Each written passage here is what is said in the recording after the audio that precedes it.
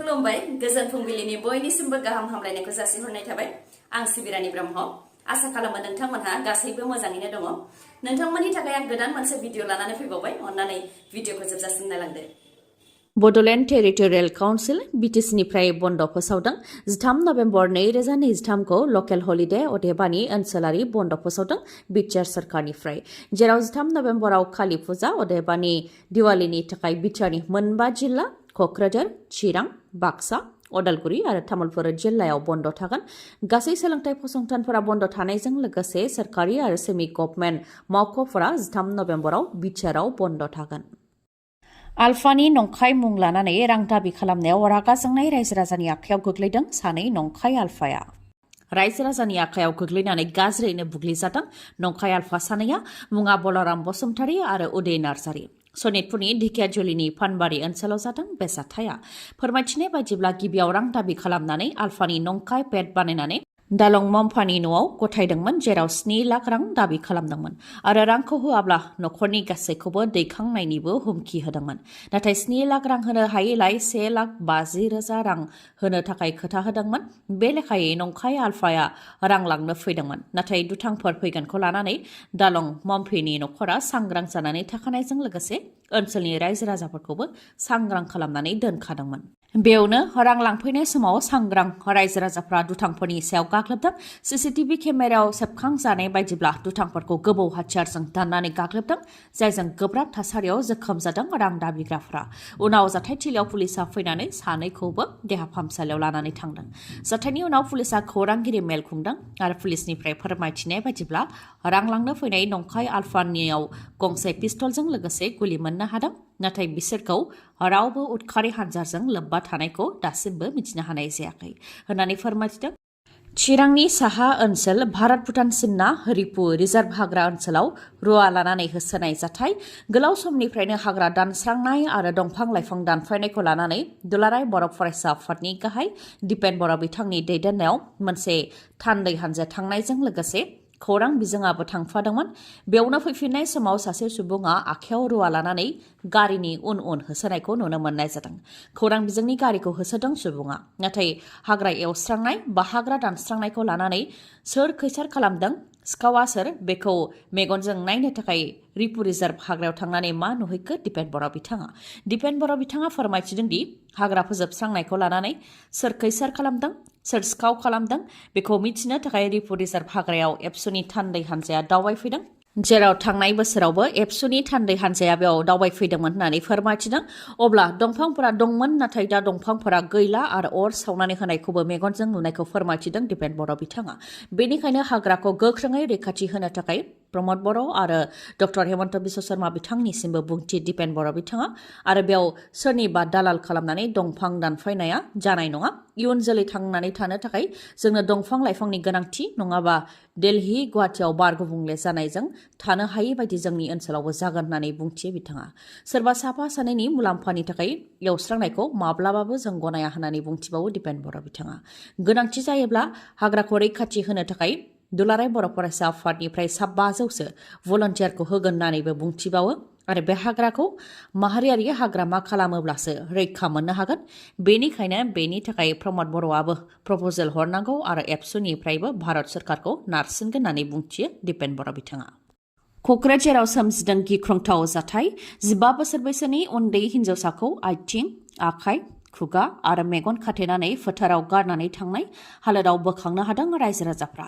जाथायखौ लानानै हानजा जिनाहारि खालामनायनि सन्देह खालामनाय जादों सावरायनो गोनांदि क'क्राझार जिल्लायाव गले गले जिनाहारि जाथायफोरा जादों थांनाय बावैसो सान सिगांसो सासे बर' उन्दै हिन्जावसाखौ न'आव रावबो गैयै खाबु लानानै निसा जाहोनानै जिनाहारि खालामदोंमोन बेनि उनाव लामानिफ्रायसो थद गैयै हालोदाव बोखांनो हादोंमोन उन्दै गथ'साखौ दा फिन क'क्राझाराव बेबायदि जाथाय जाबावदों थद गैयै हालोदावसो 15 बोसोर बैसोनि हिन्जावसाखौ आखाइ आथिं खुगा आरो मेगन खाथेनाय हालोदनिफ्राय रायजो राजाफ्रा बोखांनो हादों बे गिख्रंथाव जाथाया क'क्राझार जिल्ला सालाकाति पुलिस आउटपस्टनि सिङाव थानाय नयासारा गामियाव जादों हरसे गोमानानै दंमोन उन्दै हिन्जावसा गथ'आ अखानायै फुंनि समावसो फोथारनिफ्राय बोखांनो हादों उन्दै गथ'साखौ दा उन्दै हिन्जावसा गथ'खौ क'क्राझारनि आरएनबि देहा फाहामसालियाव फाहामथाय होनाय जागासिनो दं ओजोंहाय बे गिख्रंथाव जाथायनि सायाव संदानानै सालाकाति जरेगाव गामिनि हुसैन आली शेखनि फिसाज्ला 19 बोसोर बैसोनि सामिनुर शेखखौ हमबाय।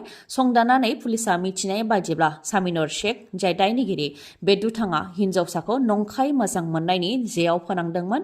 बेनि उनाव हिनजावसाखौ लोगो हमनो लेंहरनानै हिनजावनो निसा जाहोदोंमोन। बेनि उनाव सामिनुर शेखआ आरोबाव गावनि 4 लोगोफोरखौ लेंहरदोंमोन।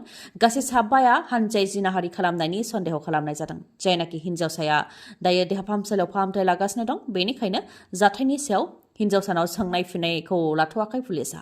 जाथाया बेसेबां गिथावना नोंथांमोनहा खोनाबायना? नोंथांमोनहाबो बेफोर जाथायनिफ्राय सांग्रांथि जानाया गोनांथि दं। मानोना जोंनि माखासे लाइमोन सिख्लाफोरा गुबुन हारिनि नंखाय गोदै रावाव गोरलैयैनो गोजावनायखौ जों नुनो मोनबोदों। धलपुर आरो दैमालु सेन्टार जानानै थांनाय घग्रा बस्तिसिम आसाम मालानि गेजेरजों जानो गोनां लामाखौ लानानै बेले-बेजे। लामाखौ बर' गामिजों बानायालासे गुबुनजों हरनो नाजानायनि अजद आरो लामा बानायनायाव राजखान्थि खैसार थानायनि अजद। बेखौ लानानै गहपुर हालामनि सिङाव थानाय दैमालु सारियालियाव सावरायमेल जिरायदों।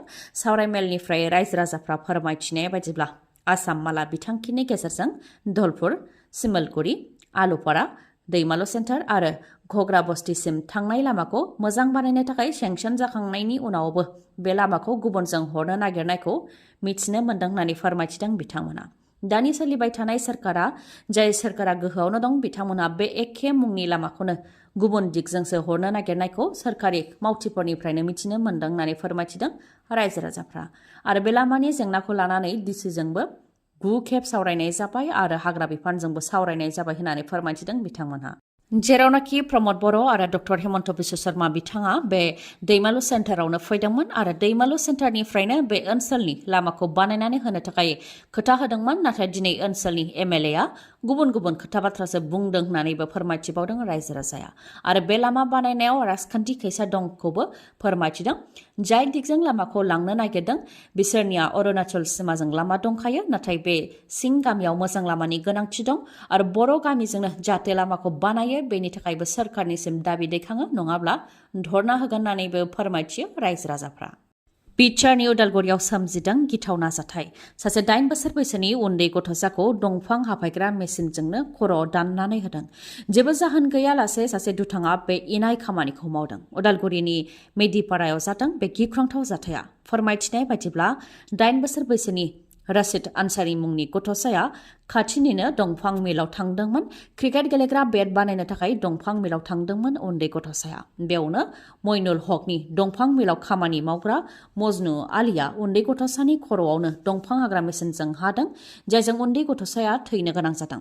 बेबायदि गिख्रंथाव जाथायखौ सासे उन्दै हिनजावसा गथ'आ नुनानै होज्रिख्रावनायाव उनाव दुथाङा जाथायथिलिनिफ्राय खारलांदों होननानै फोरमायथिदों।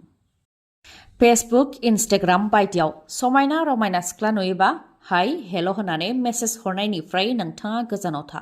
आरो जुदि समायना सिख्लायाबो नोंनो हाय हेल' बा बायदि गोदै रावजों मेसेज हरोब्ला बेनिफ्राय गोजानाव था।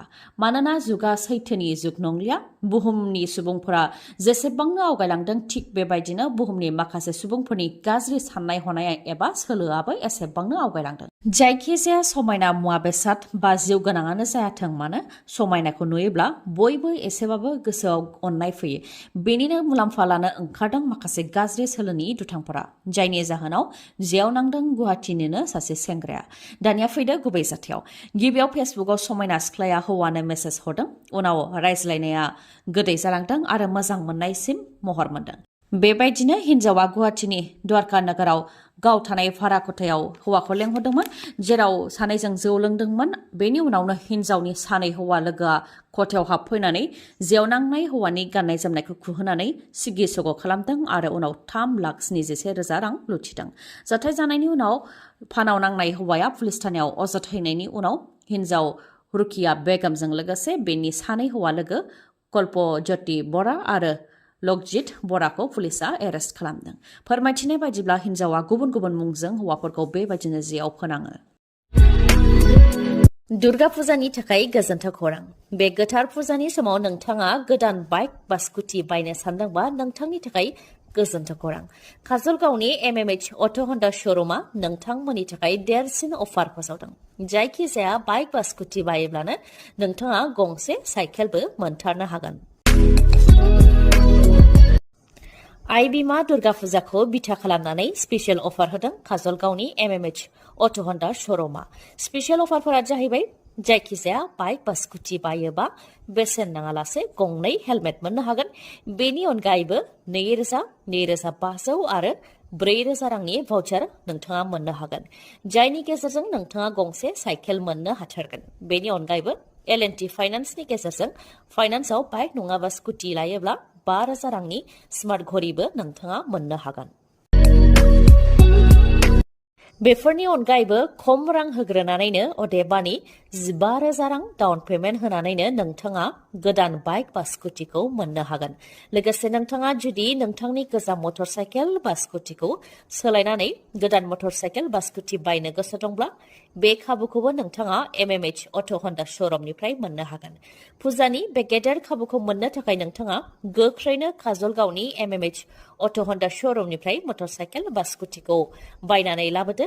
आबुङै मिथिनो हास्थायोब्ला 9101037416 नङाबा 8720957824 नङाब्ला 7002252878 बे नाम्बाराव खौरां लाहरनो हागोन। गोजोन्थों। दिनैनि भिडिअआ एसेनोसै। गाबोन आरो गोदान भिडिअजों लोगो मोनफिनबावगोन। नोंथाङा दासिमबो आंनि चेनेलखौ साबस्क्राइब खालामाखैबा अन्नानै साबस्क्राइब खालामदो, लोगोसे लाइक, कमेन्ट आरो शेयार खालामनो दाबाव। गोजोन्थों।